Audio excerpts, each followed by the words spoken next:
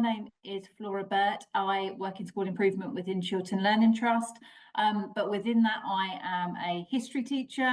I work quite closely with the history SKEs within the trust across all of our secondary schools, and I'm really interested in the local history element. Today we'll be talking about the podcast review of the historical Denbigh Oracy history project and finding out how that has added to the curriculum offer at Denbigh. Hi, I'm Sandrine Florent, Assistant Head Teacher at Denbigh, and I'm in charge of the personal development of students. So I organized the Enrichment Week, the last week in July. And this year, the theme was my local area. So we worked on Luton, and I used the video and all the resources that was given to do an exhibition about Luton at Denbigh. There was 800 students who came and visited the exhibition and also watched the video. Hello, my name is Shauna Stables Bradshaw. I'm Head of History at Denbigh High School. My involvement with the project was to develop students' oracy and historical knowledge to do with the history of Denbigh. So we ran a history club to develop the students' curiosity about historical sources and to develop their oracy skills when speaking to other people about history. So we looked through a variety of different sources throughout the year, and the students had to develop their questioning skills, and eventually what the programme did was allow them to interview past Denbigh students about their own experiences of Denbigh High School. So a good place to start would be to ask you to briefly talk us through what the project involved and what did that look like in school? So the beginning of the project was myself and Mike and Steve had an action plan of how we wanted the programme to look and the skills that we were going to develop with the students. It definitely had an oracy focus, which was good with the school because that was one of our focuses as well. So we developed over the course of the year, over several meetings, the kind of questions the students were going to ask, the type of people who were going to come into the school and their experiences of Denbigh High School. And that's kind of where it started, really. And then when the video was created, we took the video and we worked on it to reduce it to 20 minutes for the students, because after 20 minutes, they find it difficult to focus. And then we added some extra little photographs that we thought and some little stories about Denbigh. And then we had the 20 minutes video. We use it during the enrichment week. So each form group was coming and they had to watch a video and to answer some question. And they give them they gain a very great insight about Denbigh, about the evolution of the school over the centuries. They show them how the education and the school culture has changed over time. And they truly enjoy watching this video, looking at Denbigh opening in 1919. It was an incredible learning experience for them. They were able to reflect on the school, to have a sense of pride also, to be part of, Denbigh, which is a school with such a rich history. So that was for the film. Then we work also with Mike and the museum to get a lot of pictures of Denbigh, but mainly of Luton over the last centuries. And we created this exhibition. Same again, each form went through the exhibition and they had a questionnaire to fill going around. And the pupil really enjoyed the exhibition because they could see family members over in the 70s, 1890s who came in the school, and they were looking, at all the pictures, and it really helps them appreciate the school, the history of the school, the changing intern also, because they didn't know how Luton changed over times. So it was a really beneficial time for them, beneficial moment. I think with the oral history, what that brought to those individual students is that they got to actually talk to people's experiences of Denbigh High School. I think a lot of the punishments were what came out as something they definitely enjoyed hearing about, and that they had to walk in silence down the corridors. They couldn't believe that they had to do that. But those kind of conversations that they had practiced and they'd written the questions of. But I think from the feedback that we had with me and Steve and Mike was just the natural conversations that came out of it after, that they were able, during having a cup of tea, to go, well, just have a conversation with people who were, you know, hitting 90 and were still really articulate in the way of their memories, and the fact that one of the ladies brought in a tie because that was their house tie, and the students got to see that their tie, how it was similar and how it was different, and they would definitely got a lot out of that experience of just trying to have those conversations, which they wouldn't normally get to. And pictures are great and they're a great way of kind of engaging with it, but having those conversations with these ex-students, when I still talk to them now, it's what they remember about this experience for them. And I'm really keen to get into the historical element of it in a bit more detail. But just before we do, I'm just going to pick up on something you mentioned, Shauna, which was about the development of oracy and how it's a real school focus, but the project allowed for that development to take place. And you've given some examples of how that was done, but could you maybe give us a little bit more detail about how you explicitly develop those oracy skills through this project? Yeah, absolutely. So as I said, it was on our school improvement plan last year to develop the students' oracy. And when we do our history clubs in the past, they've kind of been a little bit, I don't know, film related, I'm going to put it that way. So I really wanted to develop their knowledge of how to question and how to hold a conversation, because it's one thing our students really struggle with sometimes. They struggle with eye contact, they struggle with leading on questions from other questions, that kind of conversation that you and I might take for granted that students really struggle with. So at the very, very start of the program, it was what I wanted to get the students to focus on. So the way I did it is I did it through the window of sources. So we have a collection of sources which were found under the stage of different forms. There were pictures of the girls' school. We had this massive picture of, I think, 1920. I don't know what it was, 1936 actually, of all the students that land. We literally just spent hours talking about questions that we can have with regards to the historical sources. So we did that, and that really sparked their interest, like how the uniform had changed.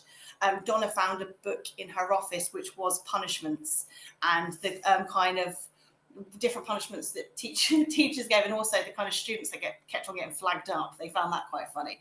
And it really, I think, because they were interested in it, they were able to then work out the questions they wanted to ask. So once we had that, I was like, right, you can't just ask questions about this, that. They have to be open questions. How would you do follow-up questions? So the Historical Association do quite a lot of oracy projects, so it's something that I've used in the past. So I used a lot of the techniques that they suggest in that to try and develop a conversation script. So something that allowed them to go off peak a little bit with their conversations, but also would bring them back to what they actually wanted to find out about. So we used our historical club at lunchtime to kind of develop those skills. We also brought them into lessons as well, so it was the wider community of school who could also do it. So that's kind of how we tried to develop their questioning skills a lot. And did you get any feedback from students specifically around the opportunities to develop oracy and their thoughts on it at this stage? So when we spoke to the students, we have got some written testimonies about the oracy skills that they developed, but they really liked, it was more the stories rather than the skills. I don't think the students even really understood that's the skills that they were developing, but because they could develop those skills, they were able to have those conversations with the ex-Denbigh students. So it was more like they enjoyed what they found out about the questions rather than them knowing that they were developing their questioning skills. But they definitely, that's what they got out of the whole experience. So thinking about it from a historical perspective, what would you say the impact of students' understanding of Luton as a whole and how that has developed through this project, and actually their identity as Lutonians? How has this project contributed to that? So the students who were definitely involved in the oracy project definitely felt that they had a focus of being part of a Denbigh community. And yes, it has changed, but there was definitely that cohesive, we have all been through this experience. We've all sat in the hall in an assembly. That's one thing they all realised, that they'd all sat there at one point and listened to someone deliver an assembly. And there were lots of similarities. And I think that sense of community from a Denbigh point of view definitely came across during the oral history project. And I think for the wider school aspect for it, yes, and it really helps them deepen their understanding of the local history and strengthen their sense of belonging to Luton by looking at Luton, and looking at the school also through the centre. They really did engage with the exhibition. They really engaged with the video, and they felt very part of the history, and they had a deeper understanding, yes, of, as I said, I already said it, but of the school and the town history and how it's changing over time. You've talked a little bit about sort of the focus on local history, which is an important part of the national curriculum for history. But the national curriculum also stipulates that an effective curriculum should extend and deepen students' understanding from a chronological perspective as well. So how did this project work to develop this? Okay, so in year 8, they do about migration from basically the rise and fall of empire, which was basically, in a nutshell, how Britain at one point had a really large empire and then how it gradually decreased after World War II. But we have a massive focus towards the end of our year 8 segment about migration, predominantly to Luton, if I'm honest.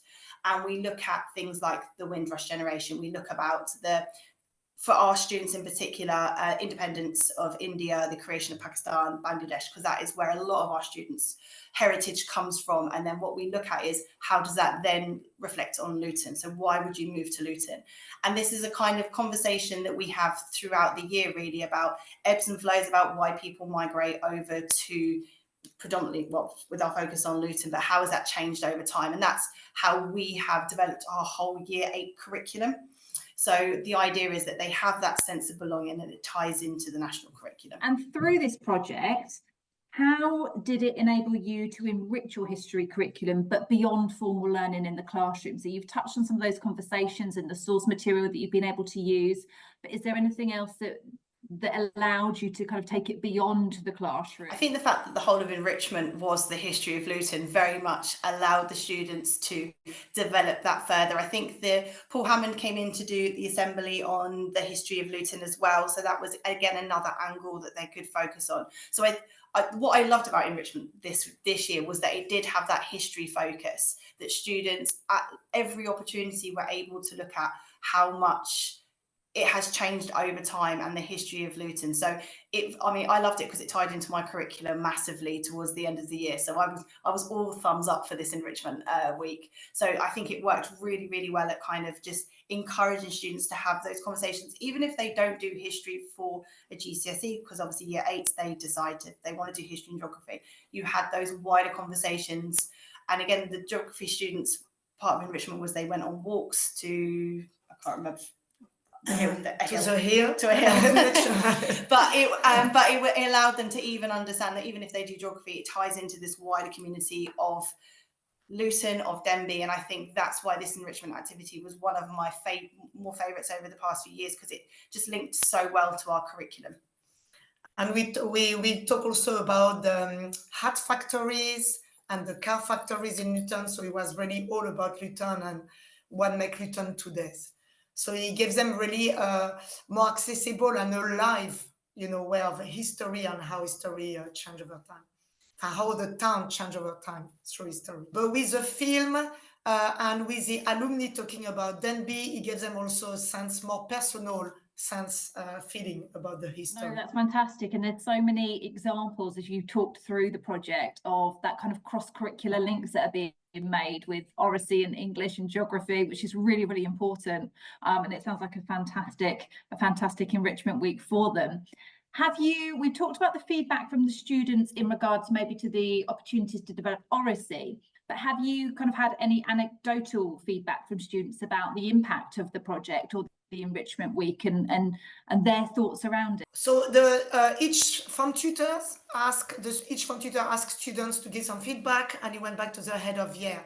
And overall, something they really loved was the video. They really loved the video with the alumni, with the old picture, with Denbigh, with the anecdote about Denbigh. On the first day, they couldn't open the door from outside because there was a lot of little anecdotes. They really remember also, the behavior and how was the behavior before, and what they talked about. So all that really resonate with them. They really talked a lot about that. They really appreciate knowing. The town, they loved also when they look at their family member and they can feel this a community feeling, and we all part to the same story and the same history. So they really like that. They really commented on the exhibition, which we believed they would done like it as much as a film. We believe it will be a bit more dry, but they really loved it. They spent a lot of time. We really needed to move them after 1 hour. They wanted to stay, look at the picture in details. And it really gives them a sense of belonging with their family, with the local area. So no, students truly loved this week. Really, really loved that. And especially the exhibition and the film. I think with the exhibition, the sources that we chose, we tried to have as a variety as possible so they could engage with it. Students do love to see ex-Denbigh members. I mean, we've got quite a few Denbigh members of staff, so they always like to see their English teacher dressed in Denbigh gear. It's one thing that they definitely appreciate. Or their head of year in their old school uniform. And I think those links are really important, not just because it's part of that community, but it's also that aspirational idea that they look at their head of year 9 who did come to Denbigh, and they were like, oh, that's Mr. Qureshi, and now he's our head of year, and how your shirt might have been untucked in that lesson. How dare we have a go at me for having an untucked shirt now, kind of thing. But I think because we have quite a lot of alumni students who actually work at Denbigh now, and those links about what their experiences were, I think those kind of anecdotal conversations definitely came out loads during that time period, especially because I taught quite a lot of the ex-Denbigh students. So I was getting it from both angles about how much their experience was changed, but also what those students' classes were like when I taught them. So it's been really nice, like really positive kind of conversations to have about people's experiences of Denbigh. And I think when you talk about the year 8s who did the oracy project, they kind of goes, oh, it was really strict. Like when they talked to their uncles or aunties, they were like, yeah, it was really strict when we came to school. You wouldn't dare do that, and you won't believe what you would get in trouble for then, and like you get away with it now, kind of thing. So I think it's just having those conversations.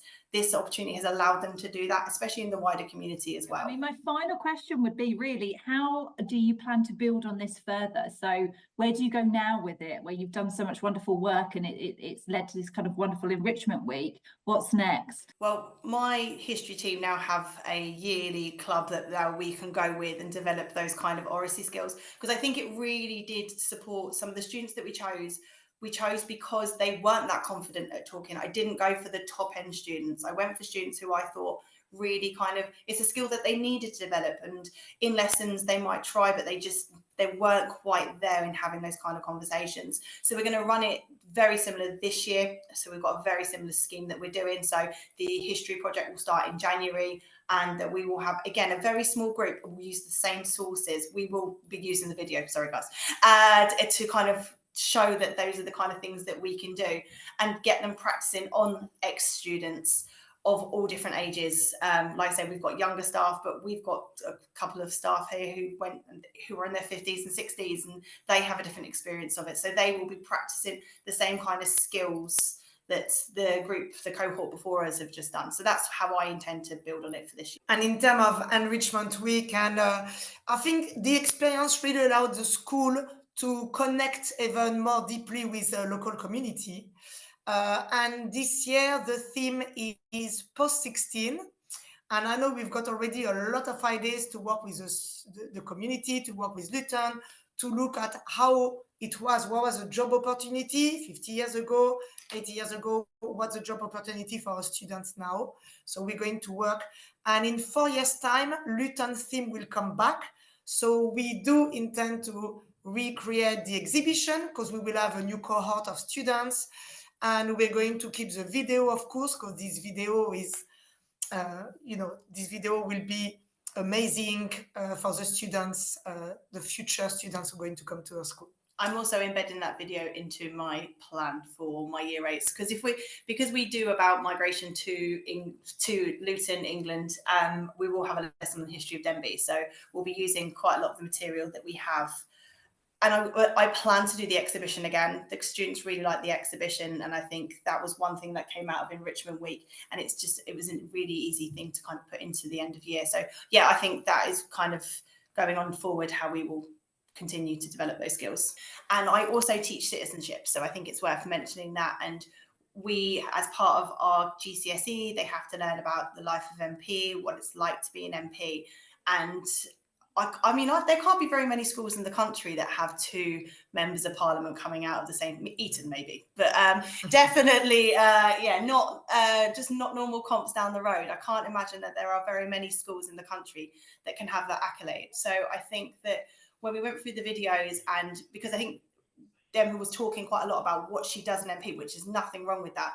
We can use that material in our citizenship lessons, because some of the students find the role of an MP quite dry and quite hard to engage with. And I think having someone who literally lives 3 minutes down the road, who went and probably sat in the same classroom at some point that they are currently sitting in, is a really good hook for them to be able to engage in that wider citizenship material of democracy, and that they are part of it. And whether or not they think that they want to be MPs, some of them would make very good MPs, I have to say.